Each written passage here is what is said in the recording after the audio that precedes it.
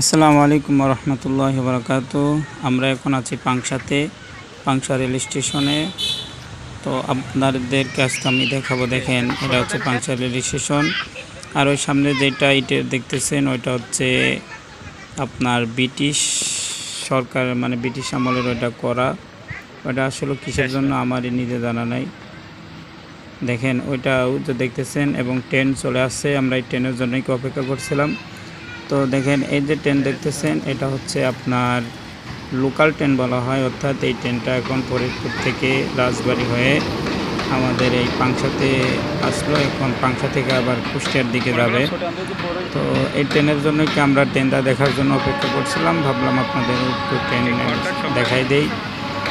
তো দেখেন আমাদের যে পাংশার যে রেল স্টেশন এটা অনেক পুরাতন, অনেকেই আমরা জানি এবং অনেকেই জানি না হয়তো। তো আমাদের এই যে পাংশা রেল স্টেশন এটা হচ্ছে ব্রিটিশ আমল থেকেই আপনার এই রেলের রেল চলাচল করত। তার সুবাদে কি ওই পানির ট্যাঙ্কি, মানে আমি যতটুকু শুনছি, বা কয়লার ওইটা ওখানেই করা হয়েছে।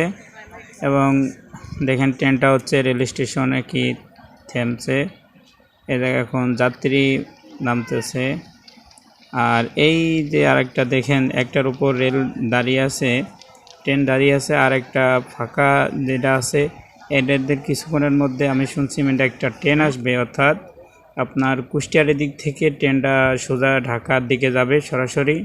মানে আপনার কি বলবো, যে এটা হচ্ছে ডাইরেক্ট ট্রেন যেটাকে বলে।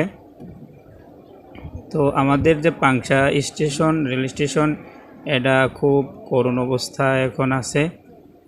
এটা হচ্ছে কাজ শুরু হবে কিছুদিনের মধ্যে, কারণ এখন আমাদের দেখেন যে কথা বলতেছিলাম, এই যে ট্রেন, এই ট্রেনটা দেখেন কি স্পিডে আসতেছে। তো এটাই হচ্ছে আপনার সোজা ঢাকা, মানে ডাইরেক্ট ঢাকা যাবে। এটা হচ্ছে ডাইরেক্ট ট্রেন, কুষ্টিয়ার দিক থেকে এই ট্রেনটা আসতে সরাসরি এখন ঢাকার দিকে দেখতেছে। তো এই ট্রেনের যে গতি আপনার না দেখলে না দেখে বলবেন না, মনে করে একটা ট্রেন। এবং আজকে আমাদের সৌভাগ্য দুইটা ট্রেন সাক্ষাৎ হয়ে গেল।